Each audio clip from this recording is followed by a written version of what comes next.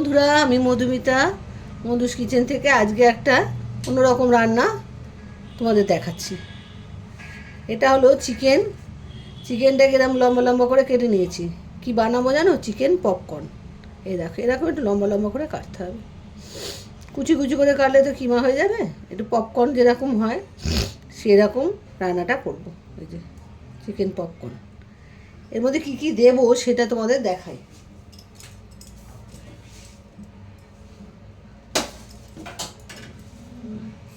1 চামচ আদা রসুনের পেস্ট,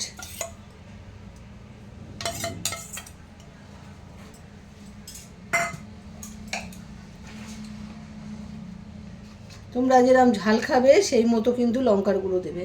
আমি 1/2 চামচেরও কম দিলাম।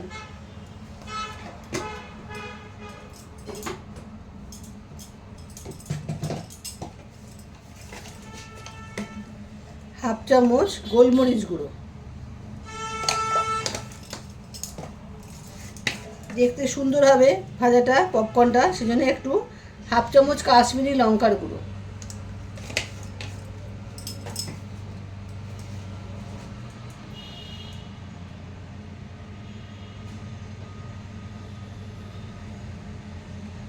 হাফ চামচের মতো সোয়া সস, আর একটা ডিম ফাটিয়ে রেখেছি, ফাটিয়ে সেটা দিয়ে দিলাম ডিমটা।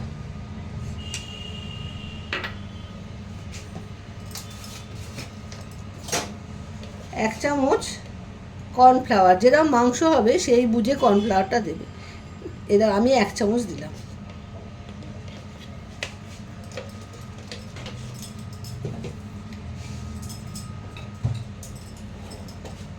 স্বাদ মতো নুন দেবে, মাংসের আন্দাজ বুঝে দেবে। এবার এটাকে ভালো করে মাখতে হবে। মেখে প্রতিটা মশলা যেন চিকেনের গায়ে লেগে যায় সেইভাবে কিন্তু মাখতে হবে। হাত দিয়েও মাখতে পারো, চামচ দিয়েও মাখতে পারো, তোমাদের যেটাই সুবিধা হবে। ভালো করে মেখে 1/2 ঘন্টা ফ্রিজে রেখে দেবে, তারপরে ফ্রাইটা করতে হবে। এটা ভালো করে মিশিয়ে নিয়ে ফ্রিজে রেখে দেবে।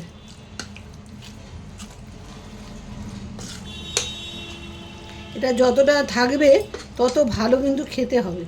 1/2 ঘন্টা 1 ঘন্টা, তোমাদের 1/2 ঘন্টা মিনিমাম বলছি, বেশিও রাখতে পারো, কোনো অসুবিধা নেই। এভাবে ফ্রিজে রেখে দেবে ভালো করে মেখে।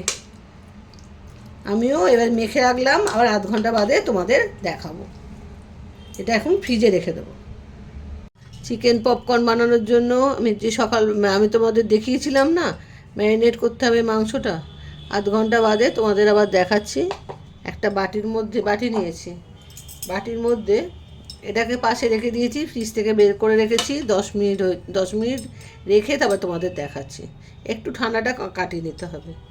প্রথমে এই বাটিটার মধ্যে 3 চামচ ময়দা নিলাম।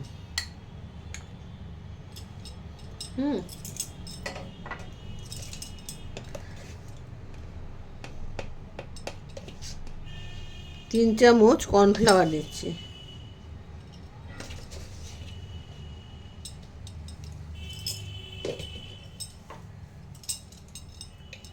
সামান্য একটু, ওর মধ্যে মাংসের মধ্যে কিন্তু নুন দিয়েছিলাম, এর মধ্যে সামান্য কোট করতে হবে, তো ওই জন্য সামান্য নুন দিলাম। কোটটা একটু নুন না হলে খেতে ভালো লাগবে না। সামান্য একটু গোলমরিচের গুঁড়ো দিলাম। এবারে এটাকে ভালো করে মিশিয়ে নিতে হবে। ময়দা, কর্নফ্লাওয়ার এগুলো সব একসঙ্গে মিশিয়ে নিতে হবে, যাতে সব জায়গায় নুনটা আর গোলমরিচ গুঁড়ো, কর্নফ্লাওয়ার সব একসঙ্গে মিশে যায়। এটা খুব সহজ পদ্ধতিতে আমি তোমাদের দেখাচ্ছি। এইভাবে করলে দারুণ চিকেন পপকর্ন তৈরি হয়। এবার এটা মেশানো হয়ে গেছে, এবার এটা সরিয়ে রাখি। একটা এরকম লম্বা ধরনের কৌটো নেবে, এই যে এরকম ঢাকা দেওয়া, এরকম একটা কৌটো নেবে। এরকম নিলে তোমার পড়তে সুবিধা হবে। দেখো, এর মধ্যে আমি 2 চামচ এই কর্নফ্লাওয়ার ময়দা এর মিক্সটা দিয়ে দিলাম, দিয়ে এটাকে সরিয়ে রাখলাম। এবারে এইখান থেকে যে মাংস যে মেখে রেখেছিলাম সেই মাখা থেকে 1 চামচ দেখো এর মধ্যে দিয়ে দিলাম। একটু দিই, একটা নিজেরা বুঝে নেবে ময়দা আর কর্নফ্লাওয়ারের মধ্যে। এবার এটাকে ঢাকা দিয়ে দেবে, দিয়ে এইভাবে নাড়াতে আরম্ভ করবে, শুধু নাড়াবে আর কিচ্ছু করবে না। দেখবে প্রতিটা মাংসের গায়ে ময়দা আর কর্নফ্লাওয়ারের একটা কোটিং নিজে থেকেই তৈরি হয়ে যাবে।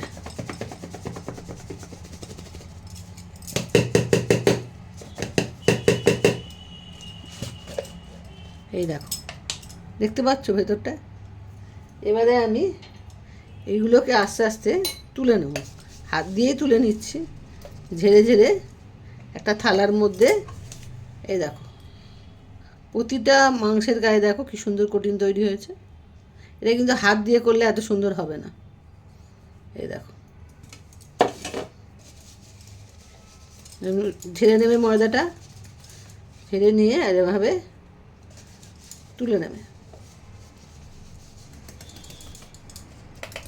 এই দেখো, যদি কর্নফ্লাওয়ার ময়দা কমে যায়, ভেতরে তো কমবেই, তখন আবার একটু দিয়ে দেবে ভেতরে। এই দেখো আর কিছু নেই কিন্তু, আবার একটু এই কর্নফ্লাওয়ার ময়দা এটা আবার একটু দিয়ে দিচ্ছি। এই দেখো এগুলো দেখো কীরকম হয়ে গেছে। এইরকমভাবে করে নেবে। আবার 1 চামচ দিই,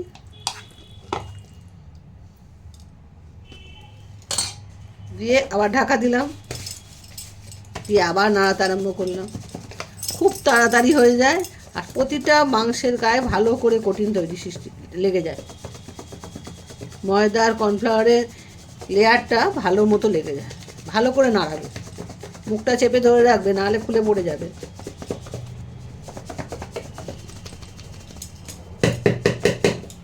আবার খুলি, এই দেখো আবার দেখো তোমার দেখাচ্ছি। এবার ঝেড়ে নেবে ময়দাটা, নিয়ে আবার এই এর মধ্যে থালার মধ্যে এরকম ছড়িয়ে দেবে।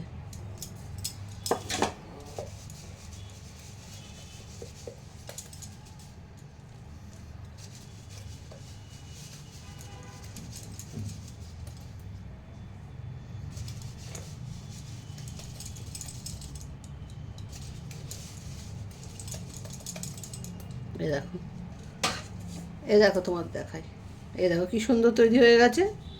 প্রতিটা মাংসের গায়ে দেখো কি সুন্দর লেগে গেছে কর্নফ্লাওয়ার আর ময়দার এটা। এবার এটাকে কিন্তু প্রতিটা মাংসকে করে নেবে, করে নিয়ে 10 মিনিটের জন্য হলেও ফ্রিজে রেখে দিতে হবে, তারপরে কিন্তু ভাজতে হবে। আমি প্রতিটা জিনিস করে নিই, তারপর তোমাদের দেখাচ্ছি। বন্ধুরা প্রতিটা আমার পুরোটা মাংসটা করা হয়ে গেছে। এই দেখো আমি তুলে দেখাচ্ছি।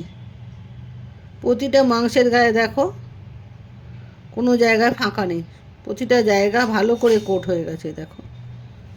এবারে এটাকে এই কোট হয়ে গেছে তো, এইবারে এটাকে 10 মিনিটের জন্য আবার ফ্রিজে রাখতে হবে, রেখে তারপরে ভাজতে হবে, নাহলে এই কোটিংটা খুলে যাবে। যখন সঙ্গে সঙ্গে ভাজলে এটা কিন্তু অতটা ভালোভাবে থাকবে না আর মজমজ করবে না।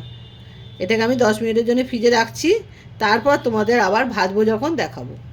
বন্ধুরা 10 মিনিট হয়ে গেছে, এ দেখো এরকম আছে। এবারে আমি তেল গরম বসিয়ে দিয়েছি, এবারে তেলটা একটু গরম হোক তারপরে ভাজবো।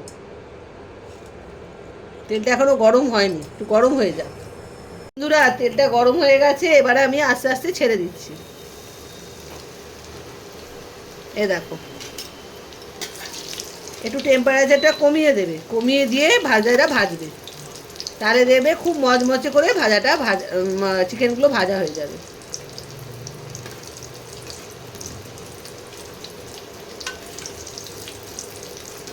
লাল লাল করে ভাজবে, তাহলে মানে মচমচে হবে, খেতে পুরো পপকর্নের মতো হবে। গ্যাসে যদি গ্যাসে লো টেম্পারেচার দিয়ে দেবে, দিয়ে করবে। তেলটা একটু গরম করে নেবে আগে, তারপরে টেম্পারেচার কমিয়ে ভাজবে।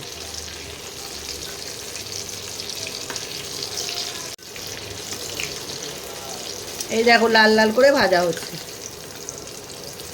পুরো মজমজ করবে একদম।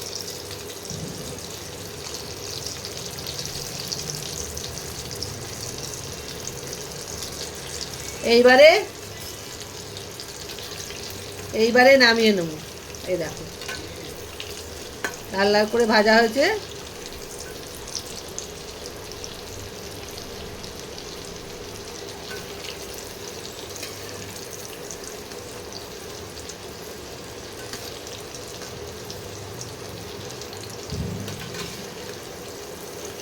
এই দেখো,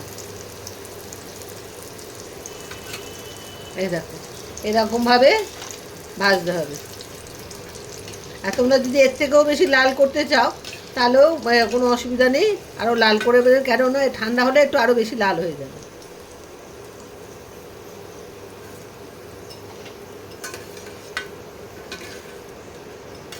এইভাবে চিকেন পপকর্ন তৈরি করতে হয়।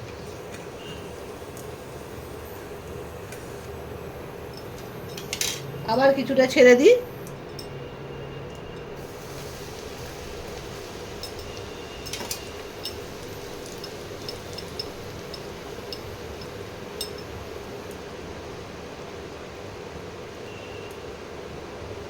গ্যাস কমিয়ে আস্তে আস্তে ভাজবে, তাহলে কিন্তু খুব ভালো ভাজা হয়। দেখো বন্ধুরা, দ্বিতীয়বার যেটা নিয়েছিলাম সেটা এবারে ভাজা হয়ে এসছে। এবারে এটাও নামিয়ে নেব। এইভাবে পুরো মাংসটাকে, যে পপকর্নটা বানিয়েছি চিকেনের, সেটাকে এভাবে আস্তে আস্তে ভেজে নেব। এই দেখো এইভাবে ভেজে তুলে নিতে হবে।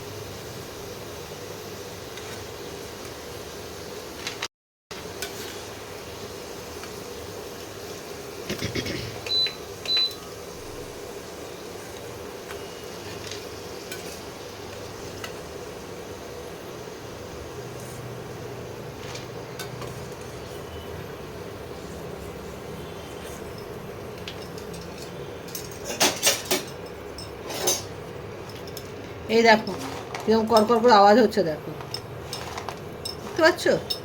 এইভাবে পুরোটা মাংসটাকে, যে ম্যারিনেট করা মাংসটাকে আস্তে আস্তে আমি ভেজে নেব। ভেজে নিয়ে তোমাদের আবার দেখাবো। আবার ছেড়ে দিলাম। এবার এটা রেডি হোক, পুরোটা ভেজে নিয়ে, এবারে ভেজে নিয়ে তোমাদের দেখাচ্ছি। পুরো ভেজে নিয়েছি, তৈরি হয়ে গেছে চিকেন পপকর্ন। এবারে এর ওপরে সামান্য একটু চাট মশলা ছড়িয়ে দেবো। খেতে আরও দুর্দান্ত হয়ে যাবে চাট মশলা ছড়ালে। সামান্য একটু চাট মশলা আর একটু বিট নুন ওপর থেকে একটু ছড়িয়ে দিতে হবে। ছড়িয়ে এবারে পরিবেশন করতে হবে। তোমরা পুরো ভিডিওটা দেখো, দেখে আর চিকেন পপকর্ন বানিয়ে খেও বাড়িতে। আজ তাহলে আসি, আবার একটা নতুন রান্না নিয়ে তোমাদের দেখাবো। আজ তাহলে আসি, বাই বাই।